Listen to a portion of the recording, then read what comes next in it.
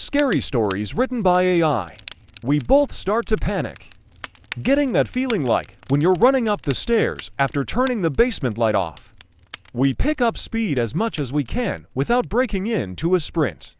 Knowing the ice cream shop is only about a minute walk away at this point, the path soon breaks and we are in the parking lot. Suddenly Marie steers me hard to the left, heading towards the lake and the boat rental instead of continuing straight to the ice cream shop. And I go along with it silently, understanding ice cream is no longer an interest right now. Marie is clearly panicking at this point. We are both looking around, but it seems whatever scared her is nowhere in sight at this point. Marie walks up to the boat rental and gets us a kayak. And we climb in and begin to paddle out into the middle of the lake. As we paddle, she tells me that there was a man behind us, and that the man had stopped running at us very abruptly upon making eye contact with her. He had been wearing a long black coat, with the hood up despite it being the middle of July, had a terrible smirk on his face, and she swore that as he stopped running, she saw him put something shiny away into his coat. He appeared to have just emerged out of the bushes after we walked past. Given the sounds we heard right before he came running on to the path, we reached the center of the lake and stop paddling. I pull out my Nokia brick phone that my parents had, thank God, given me just in case. I hand it to Marie and tell her to call her parents to come pick us up. As the phone rings, I see her look out past me to the shore and go pale. Lifting a hand to point to what she's seeing, I turn, and there was the man, stalking his way round the path that circled the edge of the lake, staring out at us. We sat in the middle of the lake and watched him do to full laps, never looking away from us, before finally disappearing. It took a few tries to get a hold of her family. We were freaking out so bad the whole time. As the sun got lower and lower, we did manage to have someone come with the truck. But by the time we reached the shore, it was pretty dark outside. I don't know what we would have done if we hadn't been able to call for a ride. Looking back, I don't know why we didn't just go up to the ice cream shop, inform an adult there, and ask her parents to come get us then. But it worked out, we got back safe. And we thankfully never saw the man again. In the heart of the city, nestled between the high-rise buildings and bustling streets, was an old, dilapidated house. The paint was stripped bare, the windows were boarded up, and the iron gate creaked ominously with the wind. Nobody dared to approach it, for it was said to be haunted by the tormented spirit of a young woman named Eliza. Eliza was once a bright and vivacious woman, but she was trapped in a loveless marriage to a cruel man named Arthur. One fateful night, in a fit of rage, Arthur pushed her down the grand staircase of their home, causing her tragic demise. Now, Eliza was bound to the house, forever waiting for her chance at revenge. The locals could occasionally hear the faint echoes of her cries, sending shivers down their spine. One day, a young man named Peter, new to the city and unaware of the house's dark past, decided to investigate. He was a fearless explorer, always drawn to the unknown and unexplored. The old house, with its eerie aura, piqued his interest. One evening, he mustered up his courage, pushed open the creaking gate, and made his way to the front door. The house seemed to come alive as he stepped inside. The air turned cold, and a sense of dread filled his heart. He could hear soft whispers, like someone crying in the distance, but he pressed on. Driven by his curiosity, he explored room after room, each one filled with dust and remnants from the past. Eventually, he reached the grand staircase where Eliza met her gruesome end. As he ascended the stairs, he felt a cold gust of wind rush past him. He turned around and saw a spectral figure standing at the bottom of the staircase. It was a woman with long flowing hair and a white dress. Her sorrowful eyes met his, and he felt a chill run down his spine. Eliza had made her presence known. Peter's fear quickly turned into sympathy.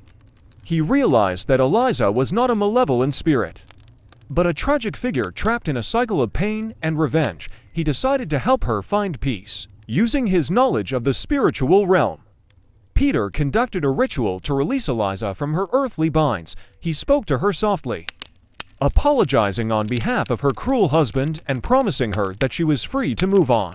As the ritual concluded, the house let out a sigh. As if a weight had been lifted, Eliza's spirit, glowing brightly, smiled at Peter before fading away. Her cries were replaced with a peaceful silence, and the house that was once filled with dread now stood tall, free of its tormented past. From then on, the locals reported no more eerie cries or spectral sightings. The house was no longer a place of fear, but a symbol of liberation and peace. Peter had not only explored the unknown, but had also freed a tormented soul, teaching the city a valuable lesson about the power of empathy and understanding. In the small, quiet town of Ashwood, nestled deep amongst thick, towering trees, people treaded softly and whispered fearfully about an old, dilapidated house on the hill. The house, with its peeling paint, creaking stairs, and an aura of indescribable dread, was shrouded in a perpetual gloom. The locals claimed it was haunted, a place where the living should never tread. A young journalist, intrigued by the rumors, decided to investigate the house. He was a skeptic through and through, dismissing the tales as mere urban legends. Arriving on a stormy evening, he pushed open the rotten front door, its hinges groaning ominously in protest. Inside, the house was a labyrinth of cobweb-filled corners and ominous shadows. The air was heavy with the scent of decay, the silence occasionally interrupted by the faint scuttle of unseen creatures. Yet he pressed on, flashlight in hand, courage in heart. As he climbed the rickety staircase to the second floor, he felt the temperature drop. He shivered, but attributed it to the storm outside. But then, he heard it, a faint, childlike giggle echoing through the hallway. His heart raced, but he forced himself to follow the sound, leading him to a closed door at the end of the hall. The door creaked open to reveal an untouched child's room, filled with dusty toys and a faded rocking horse. In the corner of the room, a ragged, old mirror stood, its surface murky and stained. As he stepped closer, a chill ran down his spine. His reflection was not alone. Behind him, in the mirror, a little girl in a faded dress stared back, her eyes hollow and mouth twisted into a terrifying grin. He spun around, but found the room empty. He turned back to the mirror, only to be met with his own terrified reflection. He let out a sigh of relief, chiding himself for letting the stories get the better of him. But then the giggling echoed again, louder this time. When he looked back at the mirror, the room behind him was filled with ghostly children, their eyes lifeless, their smiles wide and sinister. He could feel their icy presence behind him, hear their whispery laughs. He spun around, but the room was as empty as before. Panic struck him then. He ran for the door, but it slammed shut, the giggles turning into a chorus of eerie laughter. He tugged at the handle, but it wouldn't budge. The laughter grew louder, the room grew colder, and the mirror showed him a truth he couldn't comprehend. The skeptic was now a believer, trapped in a room of giggling ghostly children, never to be seen or heard from again. In the heart of the city, tucked away in a dilapidated alley, stood a towering, ancient mansion. Its once grand facade was now weathered and worn, its windows boarded up, shrouded in an eerie silence that was only broken by occasional gusts of wind. By day, children would dare each other to approach it, but by night, even the boldest adults would avoid the vicinity. Whispers of ghostly apparitions and inexplicable happenings circulated amongst the townspeople, the mansion's chilling reputation growing with each passing year. One summer night, a stranger arrived in town. He was a wandering scholar, intrigued by the tales of the haunted mansion. With a curious glint in his eyes and a notebook clutched in his hands, he decided to spend a night inside the mansion. His footsteps echoed through the musty, silent hallways as he ventured deeper into the mansion. As he explored, his torch flickered, casting long, monstrous shadows on the peeling wallpaper. He scribbled notes feverishly, trying to ignore the feeling of being watched. Hours into the night, he entered what seemed to be a grand ballroom. In the dim light, he could make out a grand piano, its surface covered in dust. Suddenly, he heard a soft sound that made his heart freeze, the distinct, unmistakable sound of a piano key being struck. He turned around slowly, the beam of his torch illuminating the piano. To his horror, the keys were moving on their own. Playing a haunting melody that filled the room, he tried to move, but found himself frozen in fear, his breaths coming out in short, ragged gasps. The melancholic tune swelled, echoing through the mansion. The air grew colder, the scholar's breath visible in the torchlight. He could just make out a translucent figure seated at the piano, its form flickering like a candle in the wind. Suddenly, the music stopped. The figure turned towards him, its eyes glowing with an otherworldly light. The scholar's heart pounded in his chest as it extended a ghostly hand towards him. The world spun around him, the torch slipping from his trembling hand and extinguishing on the floor. When dawn broke, the townspeople found the mansion eerily silent. The scholar was never seen or heard from again. His notebook was found in the ballroom, open to a page with a single, chilling sentence scrawled across it: "There's a reason some melodies are best left unplayed." To this day, the mansion stands silent and desolate. But sometimes, when the moon is hidden behind the clouds and the night is at its darkest, one might still hear the haunting melody of the ghostly pianist, a chilling reminder of the scholar and his fateful encounter. In the heart of an old city, a dilapidated manor towered over the surrounding buildings. Its walls, stained with time and neglect, whispered tales of forgotten glory. Local lore spoke of its former resident, a wealthy merchant who disappeared mysteriously one stormy night, leaving his fortune and the fate of the manor untold. One day, an ambitious urban explorer named Alex decided to venture into the manor. Armed with his camera and a torchlight, he stepped past the creaking front gate. His footprints echoed through the silent hallways, the dust-laden air filled with a sense of unease. He made his way to the grand dining room. The table was set as if waiting for a meal that would never come. Suddenly, the room turned icy cold, causing Alex to shiver as he turned back to leave. His torch flickered and went out. The room fell into an eerie darkness. With his heart pounding, Alex fumbled for a spare battery. He felt a chill run down his spine as he heard a distant, echoing laughter that seemed to come from nowhere and everywhere simultaneously. He froze in fear. The laughter grew louder, morphing into an angry, raspy voice. The voice echoed through the room. "Who dares to disturb me?" Alex, paralyzed with fear, managed to find his voice. I mean no harm. I was just exploring." A gust of wind blew through the room, flicking the grand chandelier into a frenzied spin. Shadows danced wildly around the room. Then, as abruptly as it had started, the wind ceased. The voice boomed again. "Leave now, or stay forever." Panicked, Alex tried to make a dash for the door, but tripped over a chair. As he fell, he saw a shadowy figure emerging from the fireplace. It was a man, dressed in old merchant clothes, his face a mask of anger and sadness. Alex blinked, and the apparition vanished. Alex scrambled to his feet and dashed out of the manor, the chilling laughter echoing behind him. He did not stop running until he was far away from the haunting silhouette of the manor. From that day forward, Alex never stepped foot in the old city. He would sometimes wake up to the phantom echoes of that eerie laughter, a chilling reminder of the night he'd never forget. And the manor, it still stands, a silent sentinel in the heart of the city, waiting for its next unsuspecting visitor. In the depths of twilight's embrace, beneath a canopy of ancient oaks, a solitary figure emerged, shrouded in a cloak of shadows. Whispers danced on the wind, carrying secrets only the moon dared to hear. With each step, the figure traversed a labyrinth of forgotten ruins, where time had etched its sorrowful tale upon crumbling stones. Flickering torchlight revealed glimpses of faded symbols, cryptic runes that spoke a language long silenced. At the heart of the ruins, a dilapidated altar beckoned, its weathered surface etching a tapestry of enigmatic patterns. A silver key, glinting with ethereal light, materialized in the figure's hand, unlocking the threshold to an otherworldly realm, beyond the veil of reality.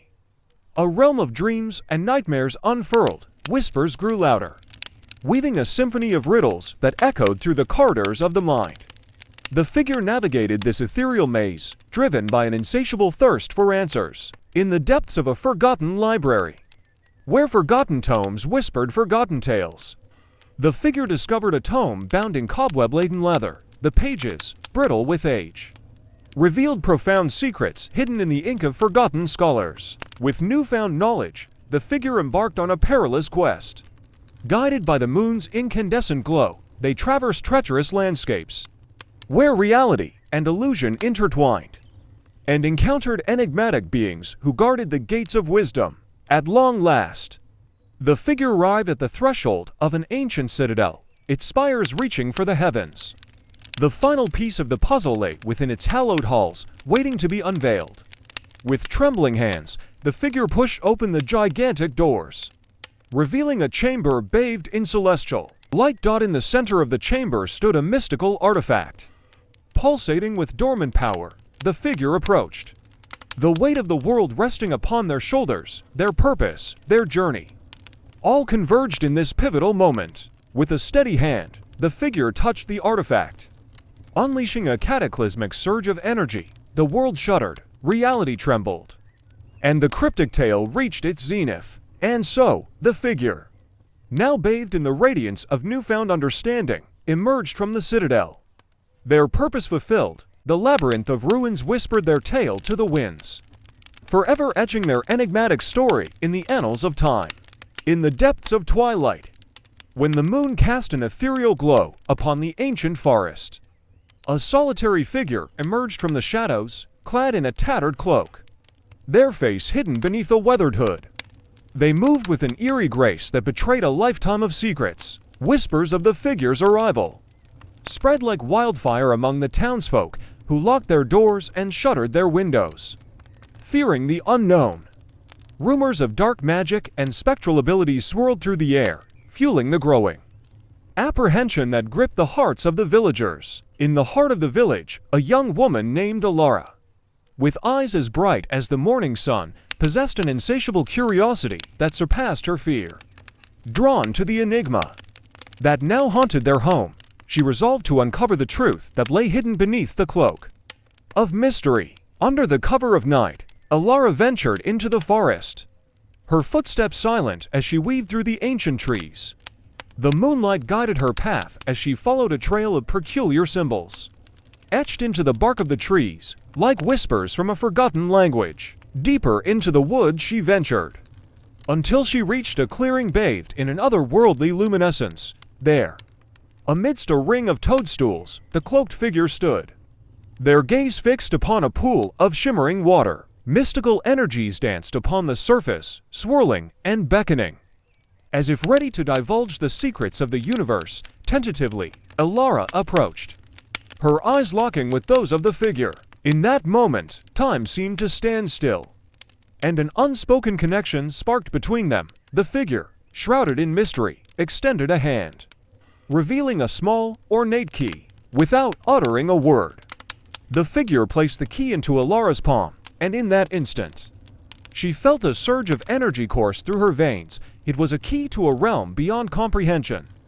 a gateway to untold wonders or unspeakable horrors. With the key clutched tightly in her hand, Alara knew she held the power to unlock the truth that lay hidden within the enigmatic figure and the secrets of the ancient forest. The key was her compass, guiding her toward an extraordinary destiny that awaited beyond the realm of imagination.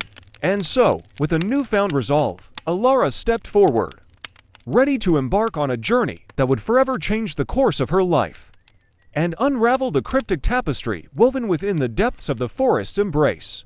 In a realm cloaked by shadows, a lone figure traversed an eerie labyrinth of forgotten memories. Mist, dense and suffocating, clung to the ancient stones, concealing secrets of a bygone era. Whispers of a lost civilization echoed through the corridor, as if the very walls yearned to divulge their enigmatic tale.